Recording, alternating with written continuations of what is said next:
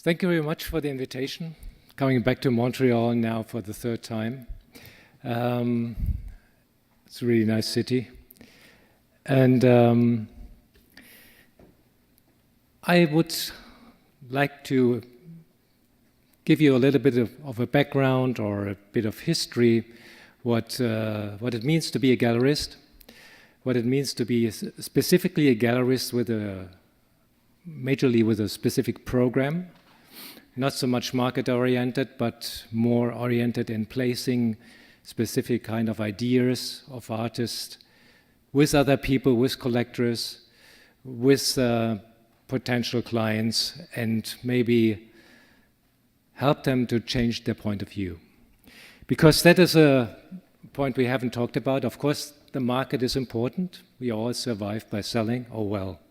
Not if you're in the academic work, but all in the gallery world, we all survive by selling the artwork. And you can have some great ideas about art, and you can have some great art as well in your gallery. But as long as you don't sell it, you will not survive. So just to maybe it seems to be very obvious for everybody, but I think I want to point this out because the art market is to some degree very different to any other market. Normally on a market, you intend to produce a product as cheap as possible, to make it reproducible, and then you want to sell it to as many people as possible. That's how you become rich. Yeah, you find a product, you develop a product, and if the product is easily reproduced, you market it further, and now we have a globalized world, it can go really fast, that if the product is needed, then you sell it a lot. In the art world, it is a bit different, because in many cases, we have spoken about now a lot about work which can be easily reproduced, digital art, but on the other hand, in most cases, you're dealing with an individual product. And that is still, I think, even so, I totally agree about democratization of the art and making it available to a larger amount of people. That was always the case. That started already with etchings and so on. That was the intention. But on the other hand, I'm totally sure that we live in a world where everything is so similar, that we are wearing similar clothes, that we are driving in similar cars. Everything is so much produced on a global scale, and you find the same kind of stores. When you go into Montreal, I find the same amount of stores or the same kind of stores which you find in Berlin, or if you go to Seoul, you find the same stores as well. So art is one aspect how you can individualize your life, how you can put something into your life which is unique and which is maybe only identified with you and your personality in the future. And I think that is still a very important value.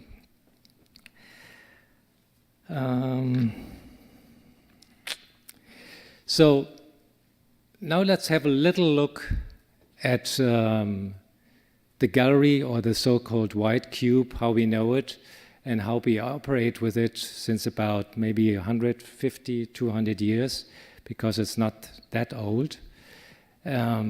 Personally, as I think there are some dramatic changes in this world, in the gallery world, but I will come to that later. So I will have a quick look at the history of this and talk about the present situation, and in the end, talk about my personal story in this kind of field, which you will see already and which was already mentioned by Pau, was a bit of an unusual approach with a non-profit online museum and so on and so on. But I get to that a little bit later. Galleries started, or I should say at the time, there were art dealers. I just read a book again by an early art dealer from the 19th, turning towards the century, Ambroise Vollard. He was really very famous. He lived in Paris, and he did one of the first exhibitions. He did actually the first solo show with Cézanne. And so he tells, if you want to read something about the past, how it will never be again, I can recommend it.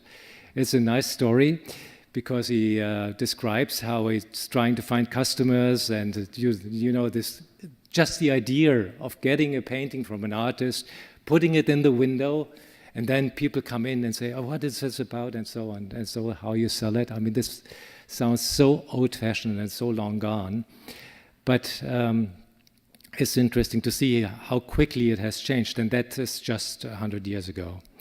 So at the beginning, there were art dealers. They put basically loads of paintings or artwork in their small shops. I mean, at that time, there was not this thing of white cube or having just one line. You had many pictures on top of each other, and so you had a big collection, and people were selecting it, and you were basically trying to sell to the public who walked in, because you had no other possibilities. You had to go to the gallery to see the artwork, and then you could buy it, and if you liked something, you would buy it.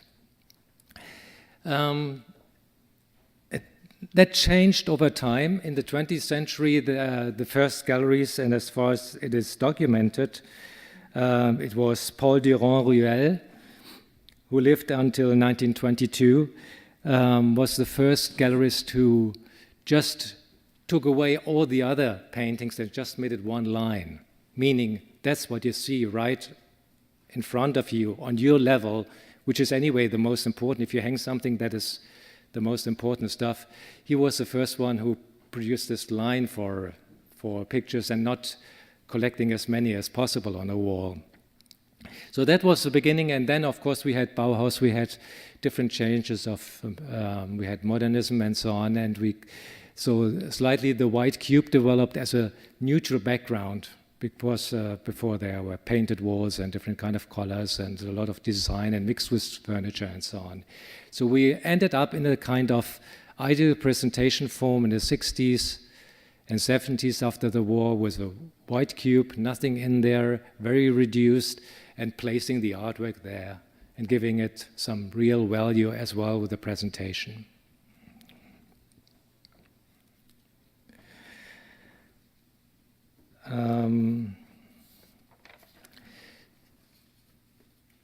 When the early galleries started, there was no ideas about exclusively, or well, at least at the beginning, exclusively working with specific artists or having like a specific program. As I said before, it was more like a dealer. You would get work and sell it, and you would change it if you have customers who were looking for something else. What developed as well in the 20th century, that and there was a famous gallerist Kahnweiler, some of you might have heard about him. He became famous by representing Pablo Picasso for most of his life, and he very early made it a point that he exclusively could work with him. So that idea has developed further. When I got into this business about 20, 25 years ago, that was actually how you would work. You would try to get some artists exclusively, if possible, at least for Europe or for a specific area. So you would have some predictable future in the development and the career. Ideally, both of them developed, the gallery got bigger, the gallery expanded, and the artist expanded and developed as well. And you had some other artists which you shared with other galleries or you represented from time to time. So this kind of idea was, which was a gallery mainly addressing the primary market, what we called as a program gallery. I don't know, do you have this word in English as well, program gallery? Program gallery is in German, yes. On the other hand, you had as well, and that's what you still have, you have art dealers who are basically buying work for the best price they can get it for and sell it for the price they can realize on the market. So you have this so-called secondary market. But it is a well-known truth that most galleries only survive by really doing both of it. In most times supporting their activities with exclusive artists or younger artists which they represent, supporting these activities with the secondary market, where there's much more money to make. So this is basically the situation we were in until about 20, 25 years ago. What happened at that time, you all know it, the internet came around. Suddenly we were able to communicate on a broad scale internationally with collectors, customers, and artists, could exchange pictures, and now these days, of course, it is so much easier to provide information about the whole career of an artist, the whole development of an artist, and provide information about actual work. I have customers in my gallery in Berlin who I sell work to since more than 10 years, who have never been in Berlin at the location. So they just buy based on a JPEG or a movie file, I provide those them, and so on and so on. We have heard a lot about today about the online market. Paul spoke about it and you spoke about it. But I'm still a bit skeptical. I think it will address a specific piece of the market, but as I already mentioned before, I'm still stressing the actual experience in the gallery, and I think it's still very important to have this individual aspect and experiencing it right there at the location. I haven't mentioned one very important aspect in the career of, in the development of the galleries, and these are the art fairs. Art fairs started in 1967. That was the first art fair in Cologne. That was organized by a few galleries at the time, and it became, the Art Cologne became one of the major art fairs rather quickly. Very soon afterwards, Art Basel came around, and that, as we all know, is now the dominant art fair in the top level.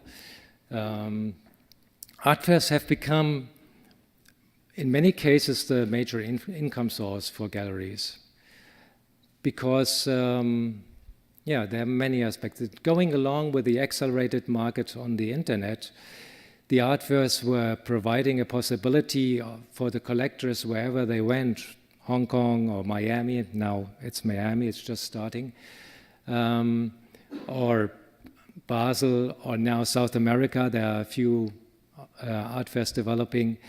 The collectors could travel there and look at some work, or at least a selection of work from the gallery, and see it, and could see many galleries beside each other. So that was really effective, specifically if you wanted to not spend so much time on it and wanted to have an overview of what is actually going on in the market.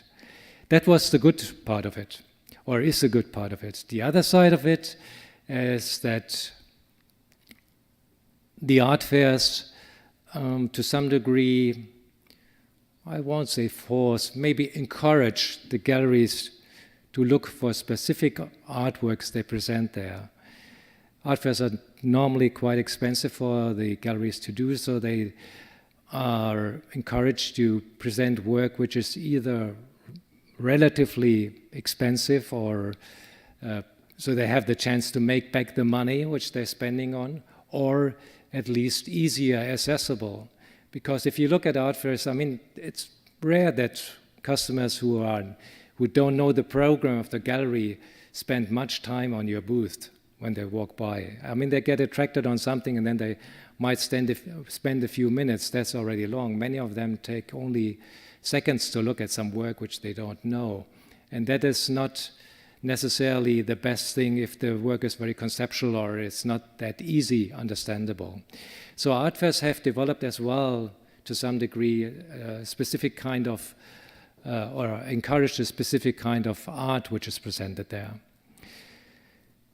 At the same time, with this globalized market and the ongoing situation that we have art fairs all over the world, you can go to an art fair every week, and the internet, at the same time, the actual locations in the cities have lost importance. I know that is not only applicable in Berlin, but I know from many colleagues, and I spoke to other colleagues just in New York, where I came from before I arrived here, that after the previews, in many cases, you hardly have any visitors. And that's really funny because even there are loads of collectors and buyers in these cities. They tend to go to the art fairs as well to mostly buy their stuff. This original idea, how it was when I started off a gallery, that you had customers walking through the galleries at the weekend and looking at work to buy something, that is now an exception. People research on the web, they find what they are looking for, they look for specific artists, and then they write to the gallery, get the information, get the prices, and then when they are interested, they might come by, but as I said, in many cases, they actually don't. So that's the situation where we are looking at right now on the art market and what the galleries are confronted with. Now, the art project, yes? Ah, okay, 5 minutes. That will be easy. To conclude the whole thing, just give the little story how I started my activities and why I made it the way I made it. Because I had a gallery in London, as Paul mentioned, in 1999, which was dedicated to digital art only, Culver Place Gallery, but at that time we didn't make any money at all. I did it together with a partner until 2002, but I was already working on the idea to really concentrate on digital art. In general, I had another gallery in Frankfurt. So I came up with this idea of an online museum as a resource because most curators and most people from institutions and as well the collectors, they had not much of a clue that digital art is around since 1965. So finally in 2000 we launched the Digital Art Museum, the online museum, which is the website here, which needs to some further work on it. We're going to start that next week, which is a resource if you want to find out about the early pioneers, what they have done. It gives examples of their careers all over the whole development of their lifetime. And I always knew, of course, that I needed to have a dedicated gallery as well, which then happened in 2003. I closed Frankfurt, closed London, and moved to Berlin. And since then, I have the DAM gallery there, developing a market for the artists I work with. And I launched a Lifetime Award, which is still a very important project for me, which I want to get onto it again, because it acknowledges the career of the early pioneers of artists who have contributed in a time when it was really an absolute no-go to work with digital art. When I met Manfred Mohr, one of the major pioneers, he said to me, "Don't tell anybody it's made with a computer. You will not be able to sell it." And he transferred his work, which he did at that time, onto canvases.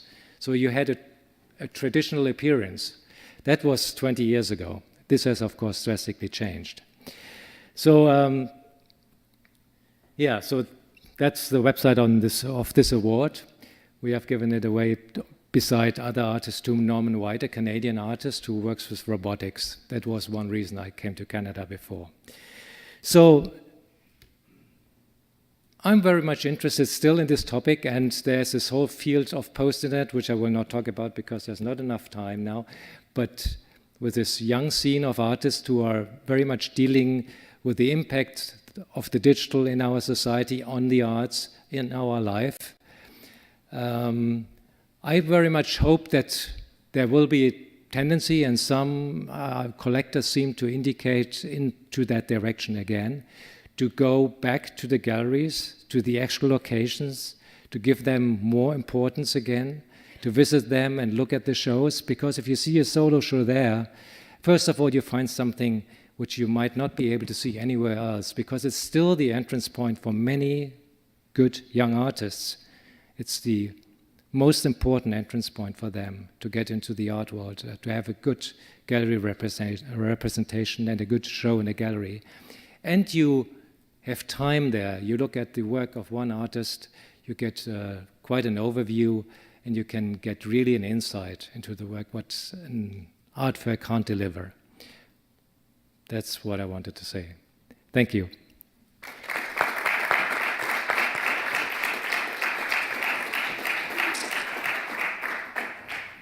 You can come with me on the stage. So we will have, you know, a period to question. You can ask in English or French. I didn't introduce me. I think my name is Jean Dubois. I'm teaching at Université du Québec à Montréal in the École des Arts Visuels et Médiatiques. I am a media artist, so I know the topic from inside.